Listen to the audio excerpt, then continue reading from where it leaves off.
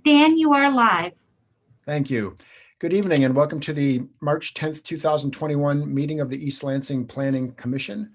Mr. Haywood, would you please call roll? Bowman. Present and attending remotely from East Lansing, Michigan. Boyle. Cahill. Cahill, you're muted.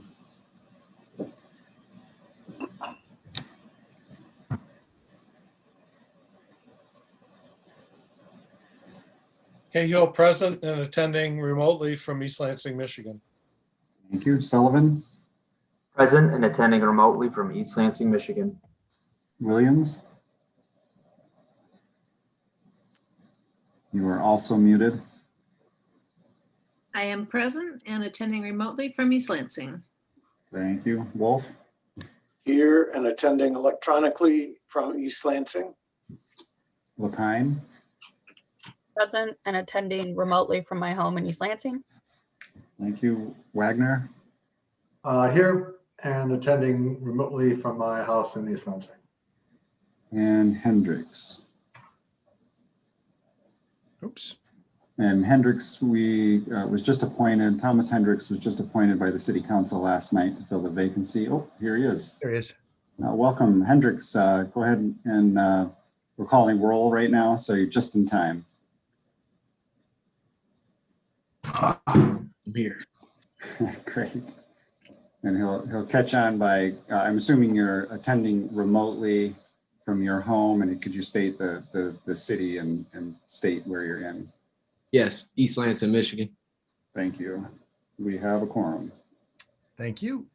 That'll move us on to item 1.2, approval of the agenda. You all had an agenda in your packet. Presumably had the opportunity to review it. I would entertain a motion to approve that agenda. So moved. Sullivan. Second, Boyle. It's been moved by Commissioner Sullivan and seconded by Vice Chair Boyle to approve the agenda as presented. Is there any discussion on that motion?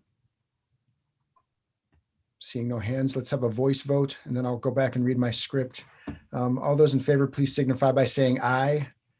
Aye. Aye. And those opposed? That motion carries. I'm once again reminded that we are still making use of this new technology, and I'll thank everyone for their continued patience. And state that all members of the public will have an opportunity to address the commission during public comments and during each of the public hearings this evening. Each commission member will be called on individually to speak during each item. If a commission member does not wish to comment, they may state that they would just like to pass.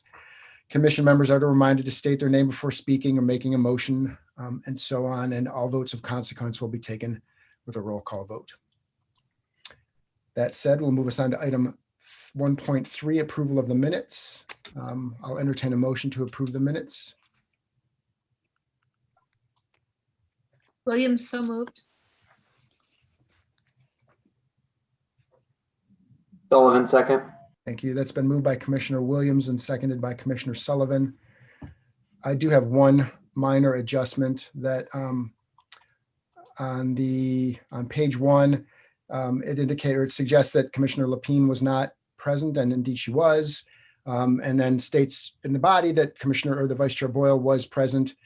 Eventually she was, but it doesn't mention in the next paragraph that she joined the meeting at 7:10. So just to correct the roll for that for the evening. Any other discussion on that motion? All right, seeing none, we'll call for a roll call vote. All those in favor of accepting the modified minutes, please signify by saying aye. Aye. Aye. And those opposed? That motion carries as well. That will move us on to item 2, committee reports. We have none. On to item 3, staff reports. Mr. Haywood. Thank you. I just have one update of applications that we've received. We've received 2 applications for special use permits, both for fraternities, one at 343 Harrison and one at 128 Collingwood.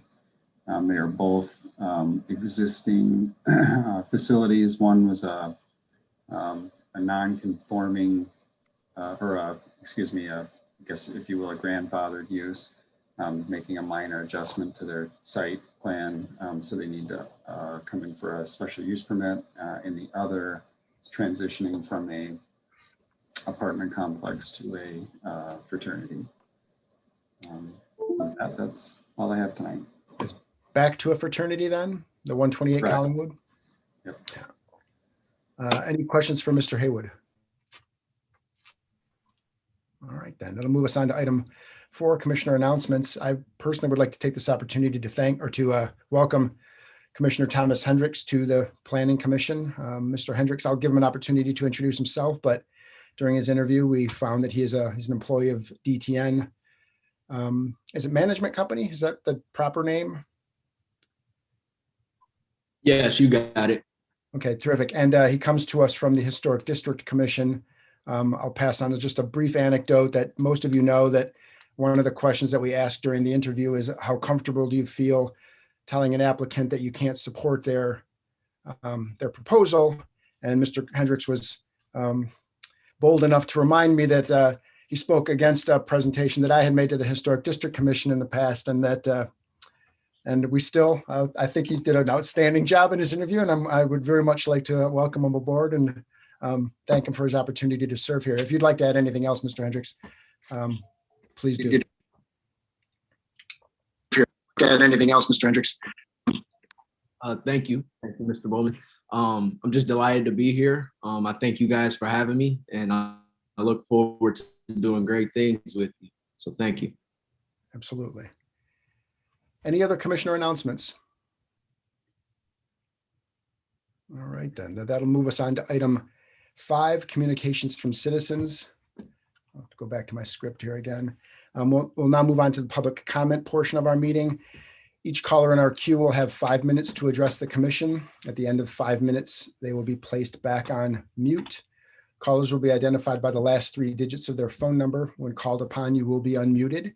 If you do not wish to speak, please indicate so by saying pass. If you do wish to speak, please clearly state your name and address before addressing the commission. This is not a requirement, but it does help us, or to help our clerk in keeping minutes of the meeting. I'll also add, sort of ad lib, that if you are here as an applicant, you'll have opportunity when we reach your item under, say, public hearing, to speak at that time. So if you would like to just pass at this time, that's fine as well. That said, is Mr. Parcell, who's our gatekeeper this evening? Or do we have a couple of attendees, it looks like. I can do that for you, Dan. Thank you. Okay, so tonight we have 2 attendees. The first is Jason Nelson. You've been unmuted and you are now able to speak. You have 5 minutes.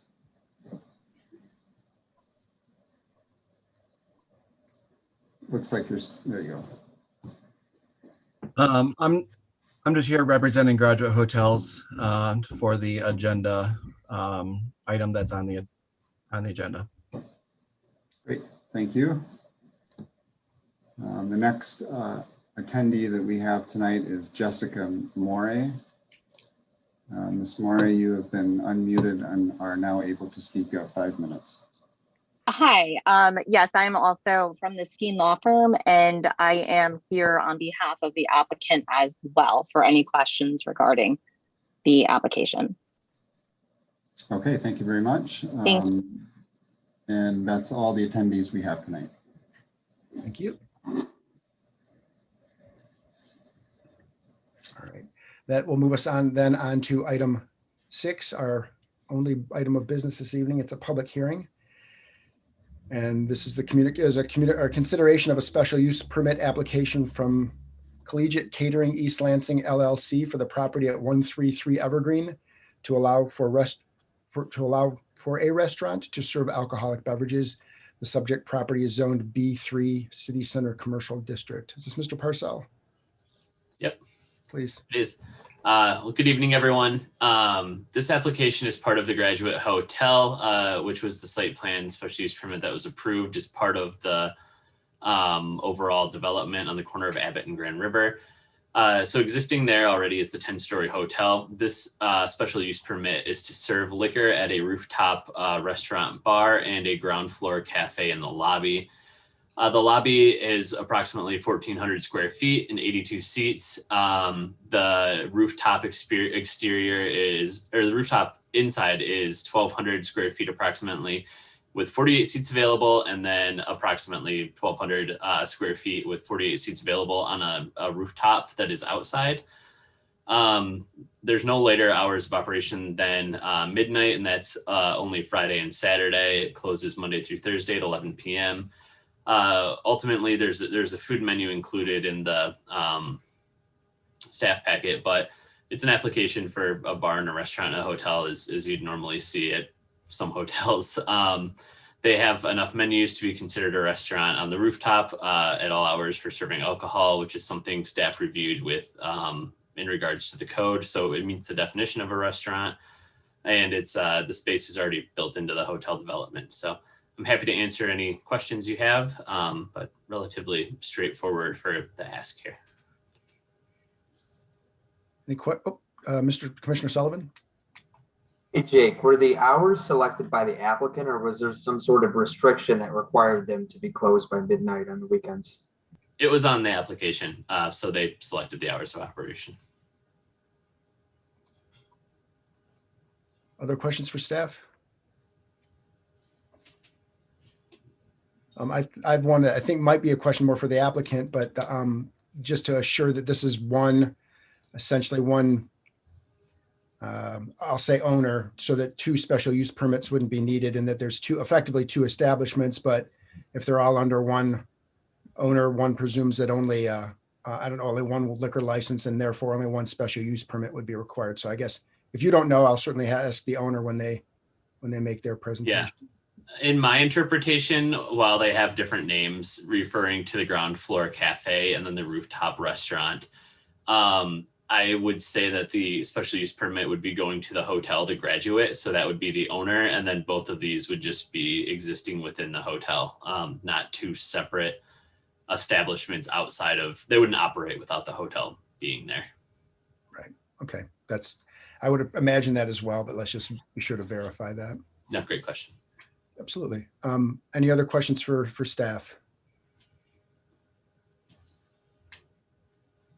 Okay, I'm not seeing any other hands. So the applicants I know are here, and I see that it looks like they're muted right now. I'll ask Mr. Nelson or Ms. Moray, does either of you have anything you'd like to add to the staff presentation?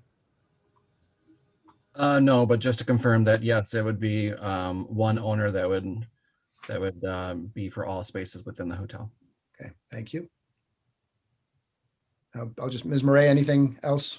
No, I have nothing to add. Actually, am I even pronouncing your last name correctly? It's Moray, but Okay. I'm used to Moray too. Nelson, Thank you. Nelson's pretty straightforward, isn't it? Moray. All right, I will.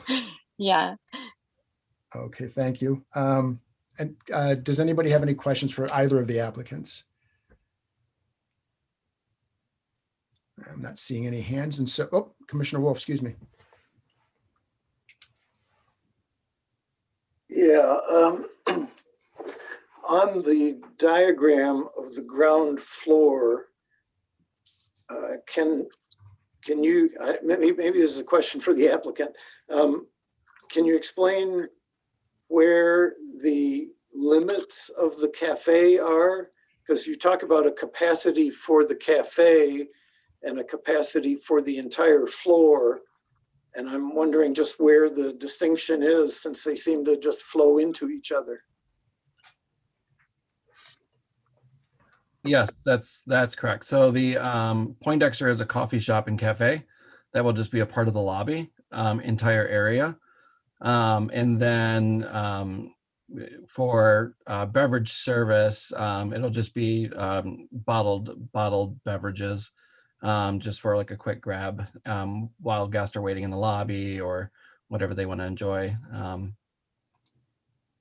And so primarily the primary purpose of that first floor cafe is a coffee and grab and go area. Okay, but so I think you're saying there is no real boundary.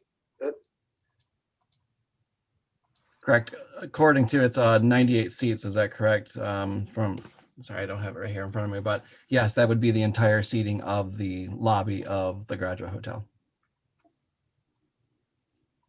But people who get their food or drink there are not going to be restricted to sitting at those locations. Is that what I hear you saying? They can go anywhere in the lobby they wish?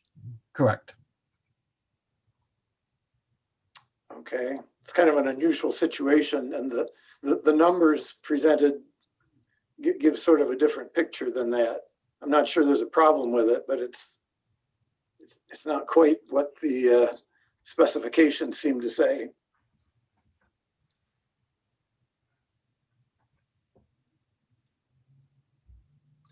Commissioner Wagner?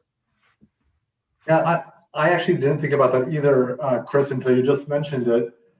Is there outdoor seating too? I mean, could someone grab a beer and go outside, or is there anything stopping people from, No.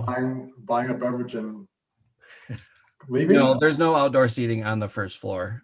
So you have to go through the revolving doors or through the main entrance to enter the hotel, which then leads you to the front desk. And then the coffee shop is off to the left side and around the corner.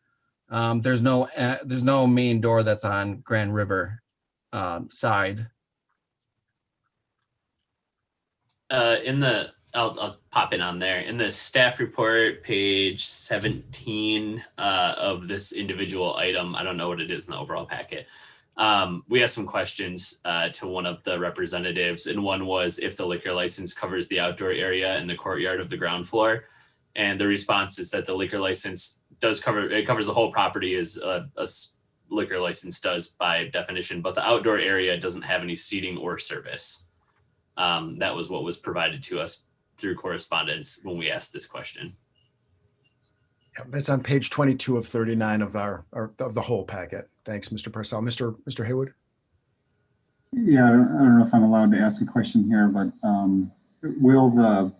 if that's the case, if you're not going to allow outdoor seating or outdoor, take your alcoholic beverages outdoor, will the exits, particularly the one to the there's a seating area just north of the banquet table, will that be signed to say that you can't take alcohol outside, or how is that going to be managed? Correct. It'll be signed, and as well as that's right by our front desk, so it'll be manned 24 hours a day as well. Okay, thank you. Sorry, Commissioner Lapine. Yeah, along those, it's probably just a thought, not a question, but along those lines that David was saying, the first thing that comes to mind for me here is the unique location of the Graduate and its proximity to Grand River on hopefully eventually tailgate Saturdays. Again, that would be probably one of the only places you could go in, technically buy a bottle of beer and maybe walk out. Which in my mind, I don't necessarily have a problem with the alcohol being served in the lobby area, presuming that there'd be really good signage and monitoring of the exits, because I could see that presenting some safety concerns. Fair point. And I'm making a note for signage. I'm sorry? I was just making a note for, there you are. Okay. for extra signage. Appreciate it. Thank you. Any other questions or comments to the applicant? Mr. Haywood. Well, you're going to take your last couple of meetings and just break all the rules, aren't you? Yeah, I'm going to play commissioner here tonight. No, I just have another quick question. So there will be table service in the cafe, and how will that work? So there will not be table service in the cafe area. So the rooftop bar that we have will have table service. So that'll be on the 10th floor. But the cafe area will be a manned coffee shop. Primary hours of this cafe are from 7 a.m. to noon or 7 a.m. to 1.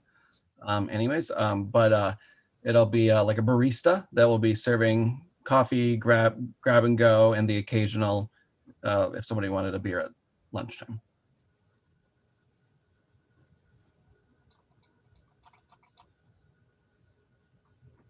And so, sorry, and that's so the items that are going to be eaten will be served by the barista as well over the counter. Correct. Okay. Vice Chair Boyle? So the menu that's attached, which I understand is just an illustration of what might be served, but the menu that's attached, that's not the cafe's menu. Correct. Because that has sandwiches and salads and. Oh. There's both. Yeah, they're both menus are in Poindexter. there. Poindexter menu and then a rooftop trophy room menu. Okay, all right. The Poindexter then is the cafe. Correct. All right, and there are going to be tables and chairs around the cafe? More along lines of like booths, little booths that'll be around, kind of like you would see like a Starbucks. Raised tables that where you could look out onto Grand River, have a coffee, in a scone or bagel. But it's going to have whatever menu's attached. It'll have the Poindexter menu attached. Correct? Okay, Down the there. Poindexter menu. But it's going to serve alcohol as well as coffee type beverages. Correct. And typically, an example would be as our Poindexter in Ann Arbor has this very exact same thing. Coffee shop in the morning and the very occasional, maybe very rare, but beer and a bottle of wine if somebody wanted.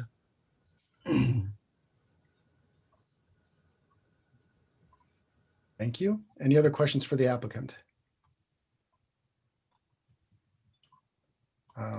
That said, then I will take this opportunity to open up the public hearing for this application.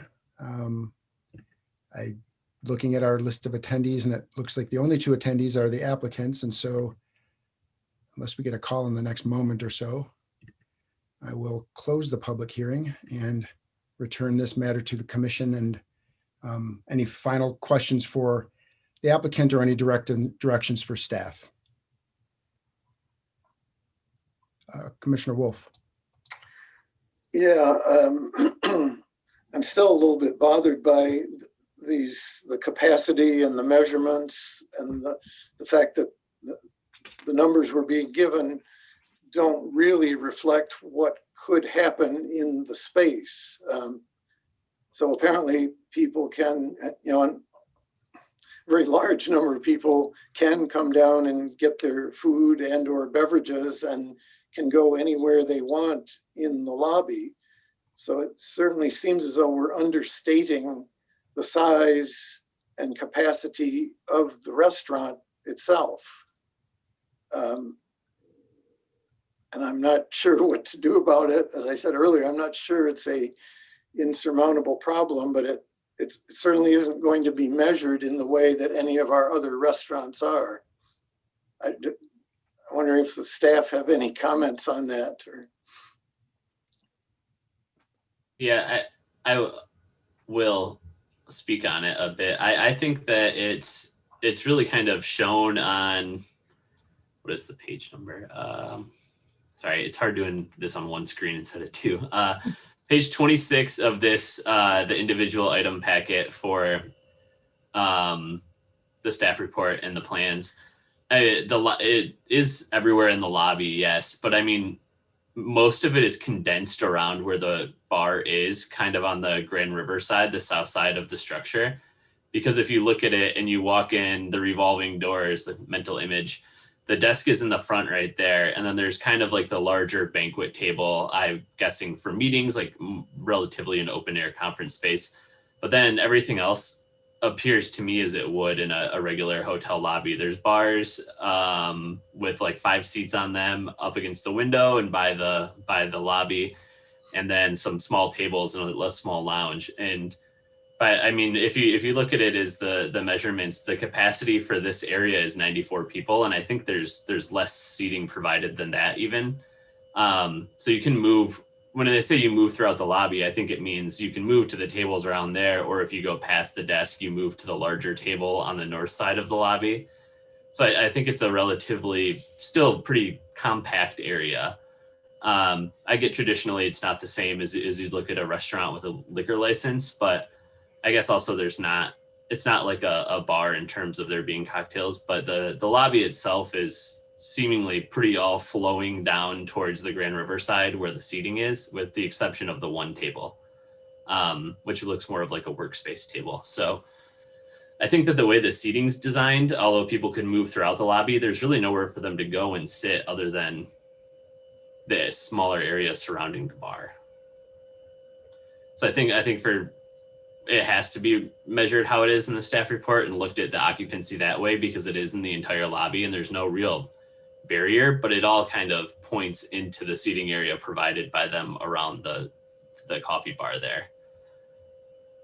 So I think it's a how we have to word it versus what it actually would materialize as is a little bit of a different kind of conversation. But I think that it generally, the flow of it points to where people wouldn't be just kind of roaming.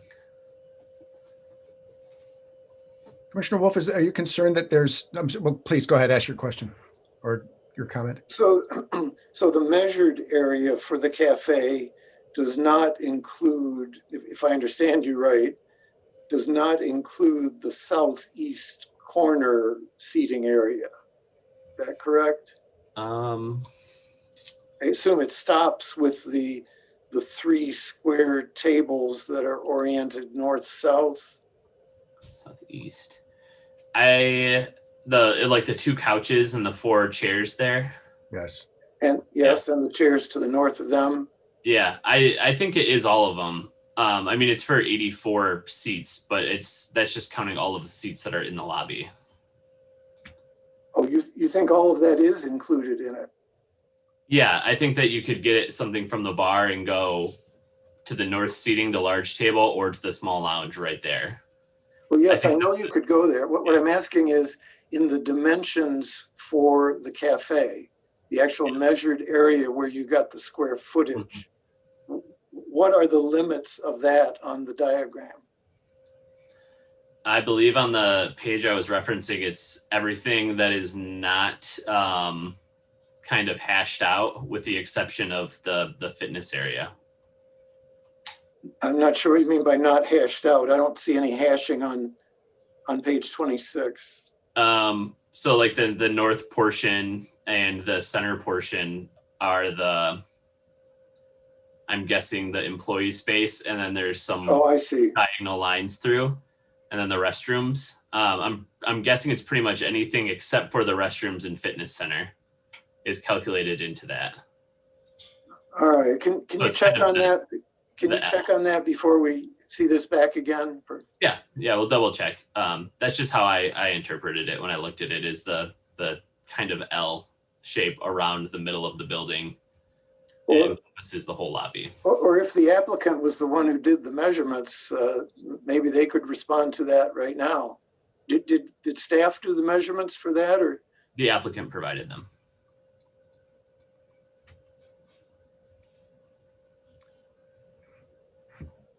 I don't know if they want to speak on that as well. I'm sorry, I did not personally myself, but I can find that information out. Thank you.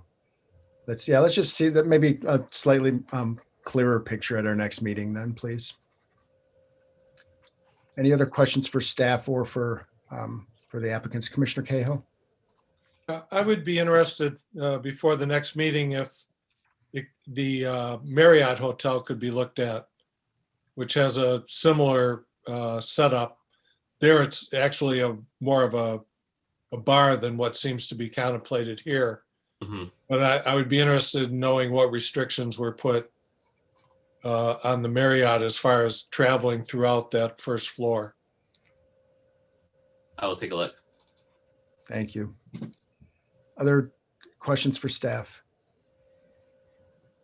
All right, then, Commissioner Wagner. Can I ask a quick question about the wall around the outside seating area on the roof? From the drawing, I can't quite figure out what it's made of. I mean, I know there's been some horror stories from the new student complex around my campus. I was just wondering, is it glass? Is it 3 feet? Is it 6 feet? Can people throw pizzas over the edge? Sure, if they tried hard enough.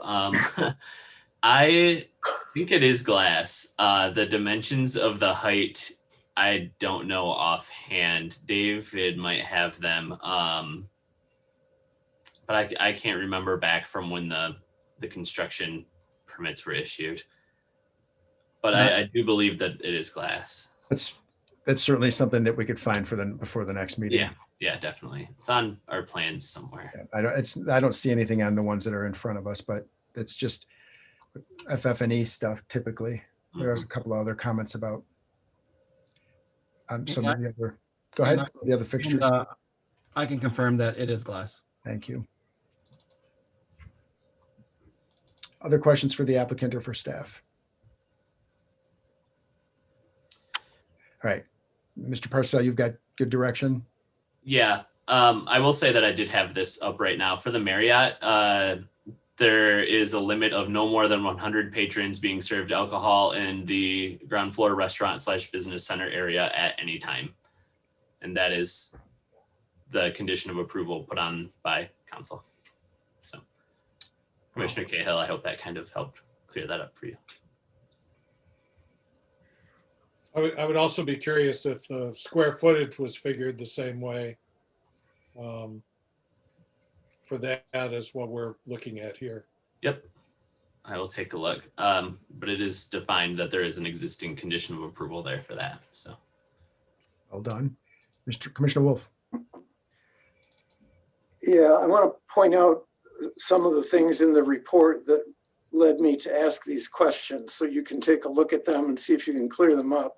Mm-hmm. On page 23 out of 34. Yes.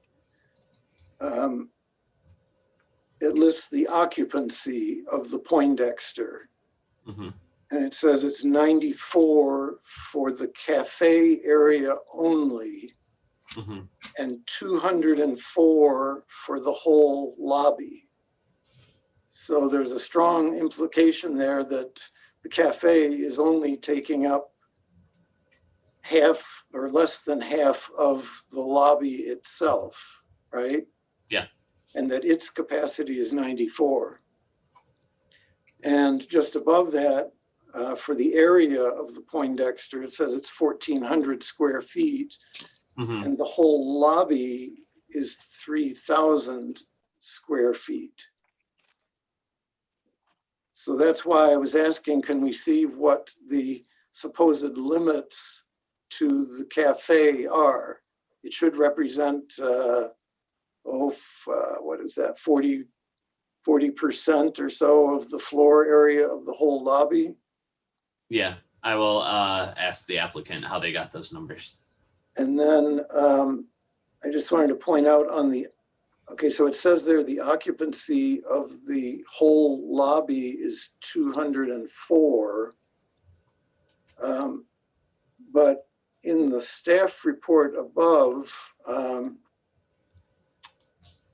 let me find it here. On page 2, mm-hmm. It says, where is it? The cafe has 82 seats available, and this floor has a maximum occupancy of 94 people, which seems to contradict that table that says the floor, mm-hmm. or it says the whole lobby has an occupancy of 208. Yeah, that's a wording issue. My apologies there. I copied that obviously from the referenced materials we have, and I just put floor because I wanted to differentiate ground floor versus rooftop. So that should say the cafe, right? The cafe has a maximum occupancy. Yeah, all right. But I'm still a little confused by those floor areas. So if we could clear that up.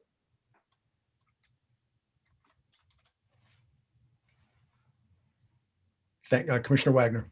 The same issue is for the upstairs restaurant too. The table on page 23 says 128 interior and 83 exterior seats. And staff report on page 2 says 48 inside and 48 outside.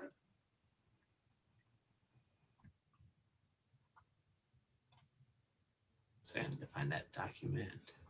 Yeah, I think that one's actually okay, because if you read the parenthetical expression on page 2, it does quote that maximum occupancy.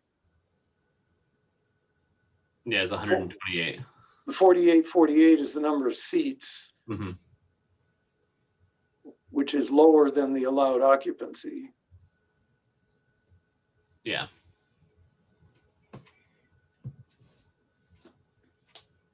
Any further questions for staff or for the applicants? Good discussion. Commissioner Cahill. It just occurred to me, I was thinking that I'd be thinking about this for the next meeting. On the rooftop area, I'm wondering, should we have a requirement that anyone who is outside, in other words, who might be approaching the edge of the building, or anyone who's outside should be using plastic glasses? I don't think we want to see any glasses being dropped 10 floors down onto the sidewalk. Unintentionally or intentionally.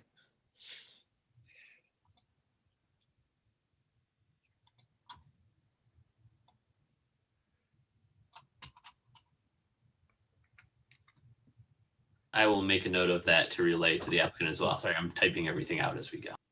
Okay. Any remaining comments or questions? Commissioner Sullivan, thank you. Oh, just a quick note that the whole plastic glass thing might clash with the upscale restaurant vibe they're going for. Exactly. I'm only talking about if you come outdoors.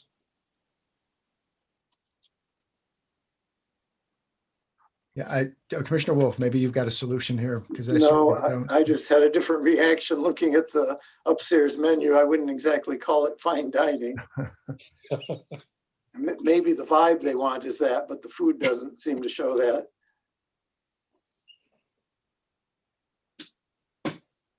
I'm ultimately not sure where that, Commissioner Boyle, maybe you can help. I'm not sure where that line gets drawn. What you're saying makes absolute sense to me, Commissioner Cahill, but I'm not sure where, I could be wrong. Maybe that's not the jurisdiction of the Planning Commission. Vice Chair Boyle and then Commissioner Williams. Yeah, I think I think if you look at the menu and if this is based on a menu of the Graduate Inn elsewhere, then I think probably that's where they're going to go. It's not just a stab in the dark about what they think they might be serving. I would call it casual dining, I think would be the way to describe it. I know that often restaurants use plastic in their outdoor areas, but I always thought that was their own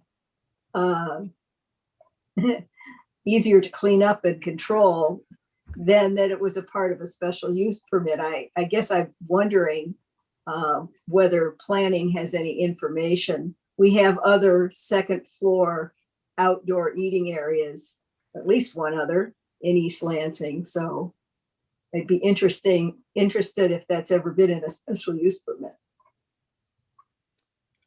I don't believe that I've seen it. I don't believe I don't think I've had plastic at the other second story eatery in downtown East Lansing, but we'll look into it. Thank you.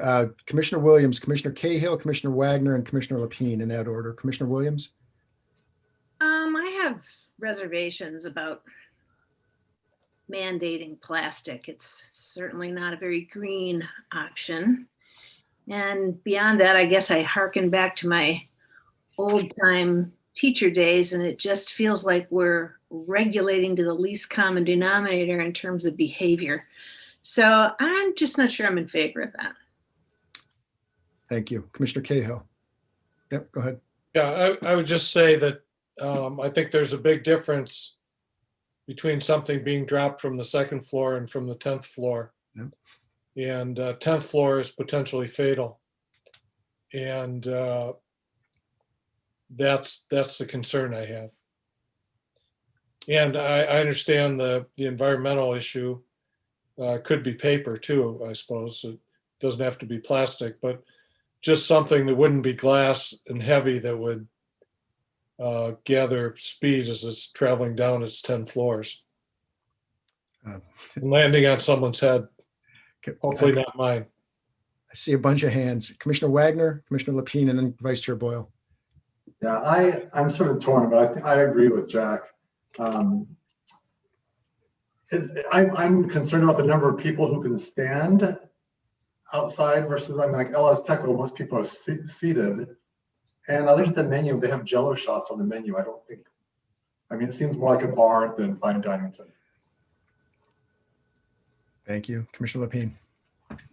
I was just going to second some of the conversations that we're having and provide some examples of, there's a new hotel in Traverse City, actually, Hotel Indigo, where they have a similar concept, where there's like a really nice rooftop bar.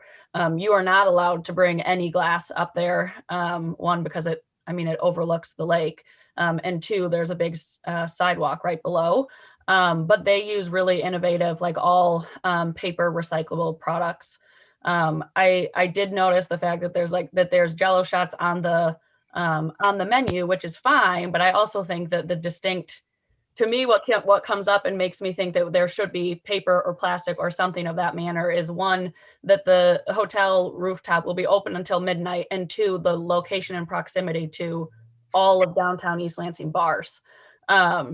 So I personally don't really like drinking out of paper or plastic, but I think that in this situation, 10 stories is much different than 2 at LAS. Sounds like you'll stay inside then. There you go. Vice Chair Boyle, I think I saw your hand as well.